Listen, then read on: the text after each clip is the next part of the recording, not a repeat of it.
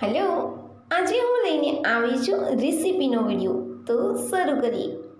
સૌથી પહેલાં બોમ્બેલ ફિશને સારી રીતે ધોઈ લેવાની છે. આ બોમ્બેલ ફિશને નાના નાના પીસમાં કટ કરી દીધી છે. આ છે ગ્રીન અનિયન. હવે કઢાઈમાં આપણે આ ગ્રીન અનિયન નાખીશું અને તેનું બધું પાણી સુકાતા સુધી તેને શેકતા રહીશું. ગ્રીન અનિયન શેકાઈ જાય ત્યારબાદ તેમાં ઓઇલ એડ કરવાનું છે. ત્યારબાદ તેમાં આદુ લસણની પેસ્ટ, જો તમારી પાસે લીલા મરચાં હોય તો એડ કરી દેજો. હું નાખવાનું ભૂલી ગઈ છું. લસણની કાચી સ્મેલ ખતમ થઈ જાય ત્યારબાદ આપણે તેમાં બોમ્બેલ ફિશ એડ કરી દેવાના છે. હવે તેમાં મસાલા એડ કરીશું. મસાલામાં લાલ મરચું, હલ્દી, ધાણા પાવડર અને સ્વાદ અનુસાર મીઠું.